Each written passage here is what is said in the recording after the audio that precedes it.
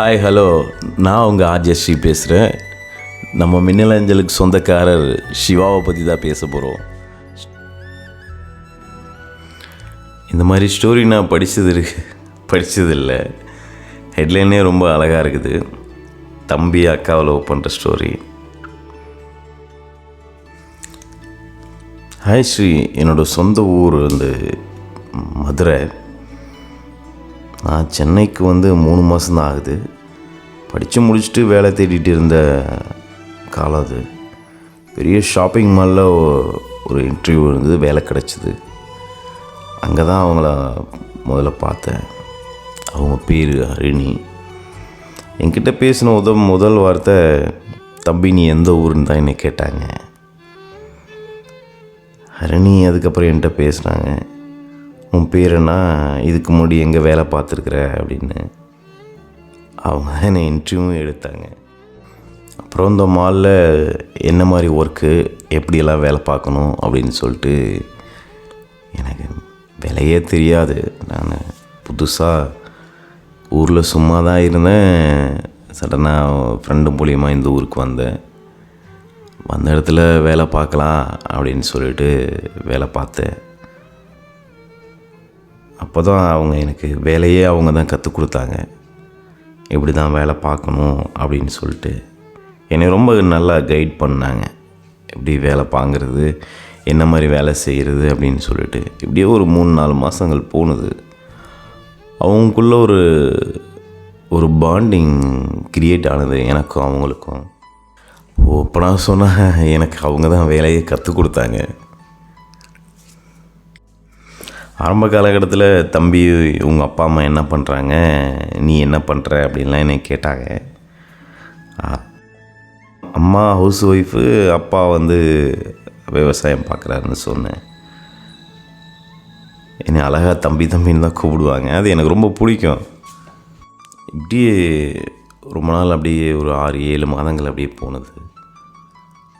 போனப்போ நாங்கள் 2 பேரும் ஒன்றா தான் சாப்பிடுவோம், ஒன்றா தான் காலையில் உள்ளார என்ட்ரி பண்ணுவோம், ஒர்க்கை முடிச்சுட்டு போவோம். ஷிஃப்ட்டு டைமில் எங்களுக்கு மாறி இருந்தாலும் அவங்க இருக்கிற ஃப்ளோரில் தான் நானும் இருப்பேன். அவங்களும் அதே மாதிரி என்னைய பக்கத்துலேயே வச்சுக்குவாங்க.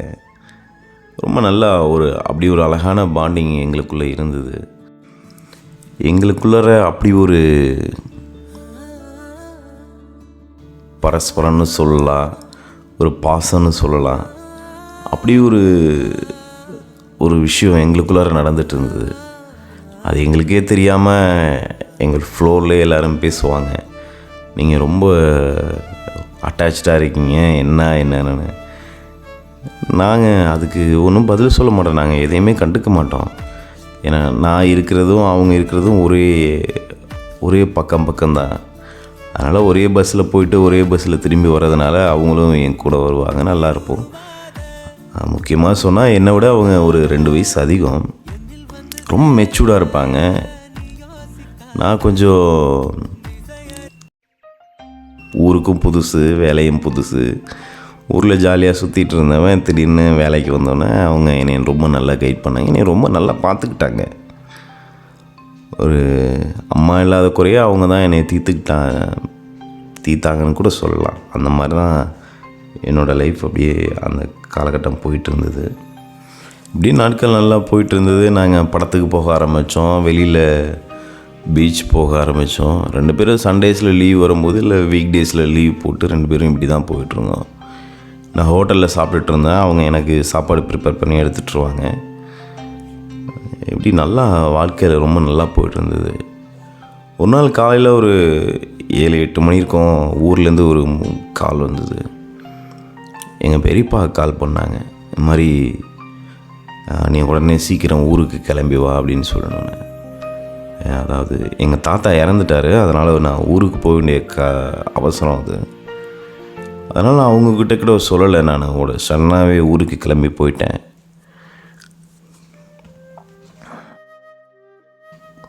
ஊருக்கு வந்து ஒரு 2 நாள் இருக்கும். நானும் அவங்களுக்கு கால் பண்ணல, அவங்களும் எனக்கு 2 நாளாக கால் பண்ணல. ஏன்னா இங்கே வந்தால் என்னோடய தாத்தா என்னை ரொம்ப நல்லா பார்த்துக்குவார். அவர் எனக்கு ரொம்ப பிடிக்கும். அவருக்கும் பேரன் நான் தான். அதனால் அந்த ஒரு இன்ஸ்டண்ட்டில் நான் ரொம்ப அமைதியாக இருந்தேன். யார்கிட்டையும் பேச முடியல, பிடிக்கல. அப்படி இருந்த காலகட்டத்தில் அவங்க ஒரு 2 நாளுக்கு அப்புறம் ஹரிணி கால் பண்ணாங்க. என்னடா ஆச்சு, ஃபோன் வரல, ஏன் உடம்பு முடியலையா, என்ன ஏதுன்னு கேட்டாங்க. அப்புறம் இந்த மாதிரி சொன்னேன். அப்புறம் ரொம்ப நாளாக ரொம்ப அக்கறையாக எங்கிட்ட பேசினாங்க. அம்மா எப்படி இருக்கிறாங்க, அப்பா நல்லா இருக்கிறாரா, எல்லாத்தையும் நீ தான் பார்த்துக்கணும் அப்படின்னு சொன்னாங்க. நான் அவங்கக்கிட்ட ரொம்ப அழுதேன். எங்கள் தாத்தா எனக்கு ரொம்ப பிடிக்கும் அப்படின்னு சொல்லிட்டு அவங்களும் ரொம்ப ஃபீல் பண்ணி என்கிட்ட ரொம்ப நல்லா பேசினாங்க. அப்படியே போயிட்டு இருந்தது. ஒரு டெய்லியும் ஒரு 5-6 முறை அவங்க கால் பண்ணிடுவாங்க, நானும் பேசுவேன்.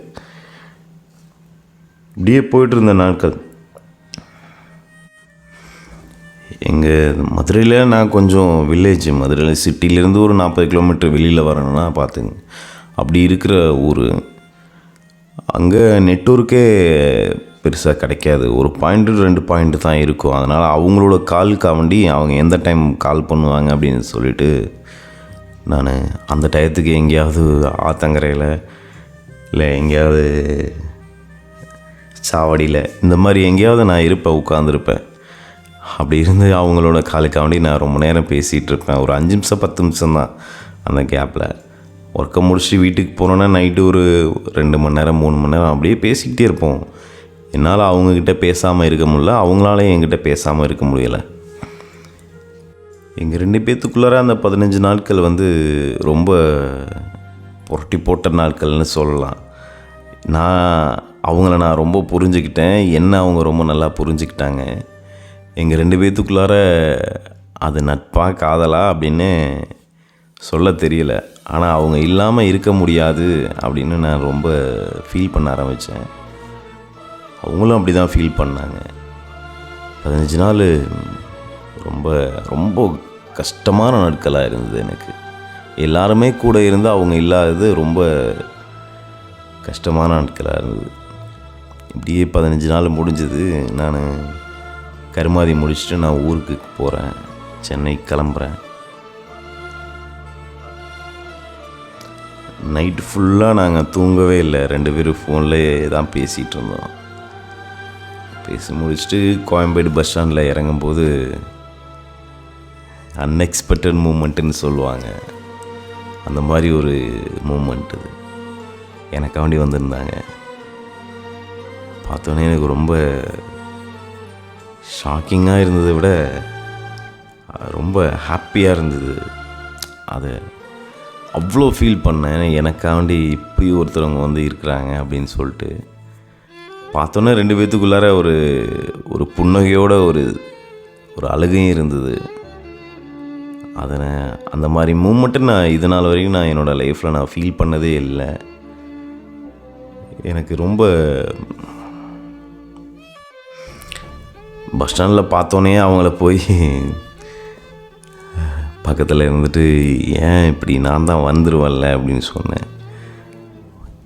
அது என்னமோ தெரியலடா, உன்னை பார்க்காம இருக்க முடியல, நீ வர்றேன்னு எனக்கு தெரியும், ஆனால் சரி அதான் நானே வந்தேன் அப்படின்னு சொல்லிட்டு அவங்க அப்பா பைக் எடுத்துகிட்டு வந்துருந்தாங்க. அப்புறம் என்னை கூட்டிகிட்டு அவங்க என்னை ரூமில் கொண்டு போய் விட்டு அவங்க போயிட்டு ரெடி ஆகிட்டு நீ வந்துடு அப்படின்னாங்க. 2 பேரும் வந்துட்டோம், ஒர்க்குக்கெலாம் கிளம்பி வந்துட்டோம். ஆனால் வேலைக்கு போக விருப்பம் இல்லை 2 பேர்த்துக்கும். அப்புறம் பக்கத்தில் ஒரு கோவில் இருக்குது, முருகன் கோவில், அங்கே தான் போனோம். முதலாக 2 பேரும் கோவிலுக்கு போனோன்னே ரொம்ப நேரம் பேசிக்கிட்டு இருந்தோம். சாமி கும்பிடவே இல்லை. நாங்கள் வெளிப்பிரகாரத்தில் உட்காந்து ரொம்ப நேரம் பேசிக்கிட்டு இருந்தோம்.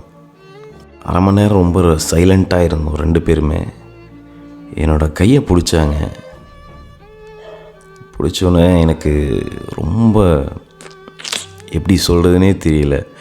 அப்படி அதுக்கு முன்னாடி அவங்க என்னோடய கையை பிடிச்சிருக்கிறாங்க. ஆனால் அன்னைக்கு அந்த கையை என்னை ஹோல்ட் பண்ணது அப்படி ஒரு இணை புரியாத ஒரு ஃபீலிங் எனக்கு கொடுத்தது. 2 பேர்த்து கண்ணிலையும் கண்ணீர் நிற்கிது. ஹரிணி என்கிட்ட பேசின அந்த வார்த்தை இந்த நாள் வரைக்கும் என்னால் மறக்கவே முடியாது. நீ இல்லாமல் என்னால் இருக்க முடியாதுடா, நீ என்னை விட்டு போகாத, என்னோட 2 வயசு சின்னவன் தான், ஆனால் உன்னை விட்டுட்டு என்னால் இருக்க முடியல அப்படின்னாங்க. எனக்கு ரொம்ப அழுகையும் கூட. அப்படி ஒரு சிரிப்பு. கையை பிடிச்சிட்டு நான் சிரிச்சிட்டே இருந்தேன். ஏன்டா சிரிக்கிறேன்னு கேட்டாங்க. இல்லை, நான் உன்னை அக்கா அக்கான்னு கூப்பிட்டேன், நீ இன்னைக்கு எனக்கு ப்ரப்போஸ் பண்ணுற அப்படின்னேன். அவங்க அதுக்கு சிரிச்சிட்டு விபூதி குங்குமம்லாம் கொடுத்தாங்க. எனக்கு விபூதி பூசி விட்டாங்க. நான் அவங்களுக்கு குங்குமம் போட்டு வச்சேன். என்னோடய லைஃப்பில் அந்த மாதிரி ஒரு மூமெண்ட்டு இப்படிலாம் நடக்கும் அப்படின்னு நான் கொஞ்சம் எதிர்பார்க்கல. ஏன்னா நான் கிராமத்தில் வளர்ந்தவன். அங்கே என்னோடய கல்ச்சர் என் அத்தை பொண்ணு மாமன் பொண்ணு இந்த மாதிரி யாராவது இருப்பாங்க, கல்யாணம் பண்ணி கொடுப்பாங்க. அவ்வளோதான். நான் அப்படி தான் பார்த்துருக்குறேன். எனக்குன்னு ஒரு பெரிய ஃபீலிங் யார்கிட்டையும் இருந்ததில்லை. நானும் யார்கிட்டையும் அவ்வளோ க்ளோஸ்டாகவும் இருக்கவும் மாட்டேன். அப்படி இருந்த காலகட்டத்தில் வெளியூரில் ஒரு பொண்ணோட நல்லா இருக்குது. அவங்களோட சொந்த ஊர் கோயம்புத்தூர். இங்கே ஒரு 2-3 வருஷம் ஆகுது. நாங்கள் இப்படியே தான் போயிட்டுருந்தோம். அப்புறம் 2 பேரும் ஒன்றா லவ் பண்ண ஆரம்பித்தோம். எங்களுக்குள்ளார அப்படி ஒரு லவ். நாங்கள் எங்களோட ஷாப்பிங் மால்லே சீனியரே எங்கள்கிட்ட கேட்டாங்க என்ன அப்படின்னு. ஆமாம், நாங்கள் லவ் பண்ணுறோம், கல்யாணம் பண்ணிக்க போகிறோம் அப்படின்னு சொல்லி தான் நாங்கள் இருந்தோம். இப்படியே நல்லா நாட்கள் நல்லா போயிட்டு இருந்தது. லைஃபே நான் ஊருக்கே போகலை. ஒரு 1 இயர் பக்கம் ஊருக்கே போகலை. அவங்கள விட்டுட்டு என்னால் இருக்க முடியலை. மறுபடியும் நான் கொஞ்சம் அவசர காலமாக ஊருக்கு போக வேண்டிய காலகட்டம். நான் அவகிட்ட ஹரிணிக்கிட்ட சொல்லிவிட்டு ஊருக்கு கிளம்புறேன்.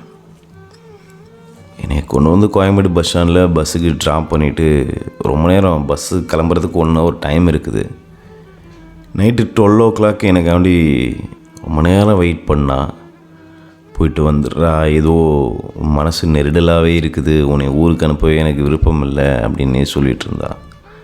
அதெல்லாம் ஒன்றும் இல்லை அப்படின்னு சொல்லிட்டு போயிட்டு வரக்கா அப்படின்னு ஒரு மாதிரி சொல்லிவிட்டு கிளம்புனேன். மூவாயிடுச்சு. நான் ஊருக்கு வந்தேன். அப்புறம் அப்படியே இருந்தது. சடனாக பார்த்தா எங்கள் வீட்டில் எனக்கு ஒரு பொண்ணு பார்த்துருந்தாங்க. பார்த்தோன்னா அந்த இடத்துல நான் என்னால் எதுவுமே பேச முடியல. சரி, ஓகே அப்படின்னு சொல்லலை, வேண்டான்னு சொல்லலை. அப்படியே அமைதியாகவே இருந்துட்டு நான் ஒரு 2-3 நாள் இருந்துட்டு வந்துட்டேன். ஊருக்கு வந்ததுக்கப்புறம் கரெக்டாக சொன்னான், எனக்கு ஏதோ தப்பாக நடக்கிற மாதிரி தெரியுது அப்படின்னா. நான் அப்படிலாம் ஒன்றும் இல்லை அப்படின்னு சொல்லிவிட்டு அப்புறம் உண்மையை சொன்னேன். இந்த மாதிரி எங்கள் வீட்டில் பொண்ணு பார்த்துருக்குறாங்க அப்படின்னு. அவள் அப்படியே போடா, நீ போய் வேணா அவளே கல்யாணம் பண்ணிக்க அப்படின்லாம் திட்டினா. அப்புறமேல என்ன முடிவு எடுத்தேன்னு தெரியலை. நம்ம இப்போ உடனே கல்யாணம் பண்ணிக்கலாமா அப்படின்னு கேட்டான். சரி, அவளும் சரின்னு சொல்லிட்டான். நாங்கள் பக்கத்தில் உள்ள கோவிலில் போய் கல்யாணம் பண்ணிட்டோம். கல்யாணம் பண்ணி ஒரு 6 மாத காலகட்டம்.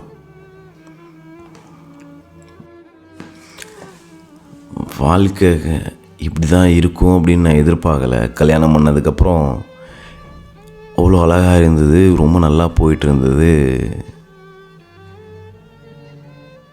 எங்கள் அம்மா அப்பாவுக்கு தெரியாது நான் கல்யாணம் பண்ணது.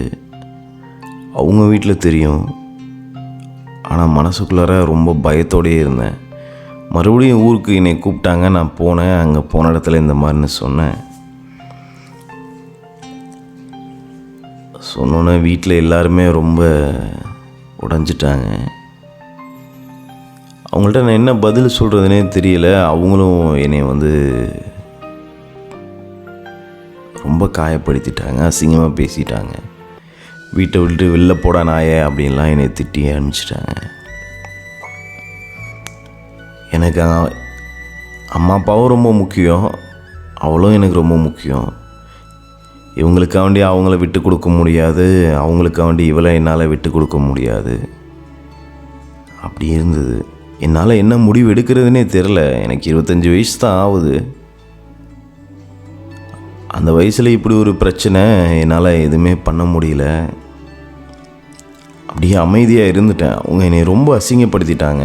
அதனால் இருந்துட்டு நான் ஊருக்கு திரும்ப ரிட்டன் வந்துட்டேன். சரி விடுமா, பார்த்துக்கலாம், உனக்கு கொஞ்சம் சீக்கிரம் சரியாயிடும் அப்படின்னா. 1 வருஷம் போனது, குழந்த பிறந்தது,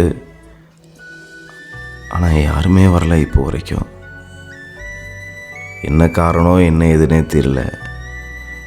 ஒரு நாள் குழந்தையோட கூட்டிகிட்டு போய் ஊரில் நின்னேன். என் குழந்தைய கூட பார்க்கல எங்கள் அம்மா அப்பா. ரொம்ப அழுத. 2 பேருமே கெஞ்சணும், நாங்கள் பண்ணது தப்பு தான், உங்களை இல்லாமல் பண்ணியிருக்கக்கூடாதுன்னு. ஒரு மக்கள்லாம் வாசலில் வந்து இருந்துட்டு எல்லோரும் பேசினாங்க. பரவாயில்ல, நம்ம பையன் தானே, தெரியாமல் பண்ணிட்டான், வீடு குழந்தையோட வந்து நிற்கிறான், உள்ளார கூப்பிடலாம் எல்லாருமே சொன்னாங்க. எங்கள் அப்பாவும் ஏற்றுக்கல, எங்கள் அம்மாவும் ஏற்றுக்கல, எங்கள் அக்கா யாருமே என்னை ஏற்றுக்கல. வீட்டு வாசப்படியில் கூட இல்லை. வாசல்லே நின்று அவங்க 2 பேரும் தலையில் தண்ணியை ஊற்றிட்டு, இனிமேல் நீ தேவையே இல்லை அப்படின்லேருந்து எப்படி மீள்றது, இவங்களை எப்படி நான் ஹோல்ட் பண்ணுறது அப்படின்னே என்னால் தெரியல. ஹாய் ஹலோ, நான் உங்கள் அஜயஸ்ரீ. நம்ம மின்னலஞ்சலுக்கு சொந்தக்காரர் சிவாவை பற்றின வாழ்க்கையோட ஸ்டோரியை தான் நம்ம கேட்டோம்.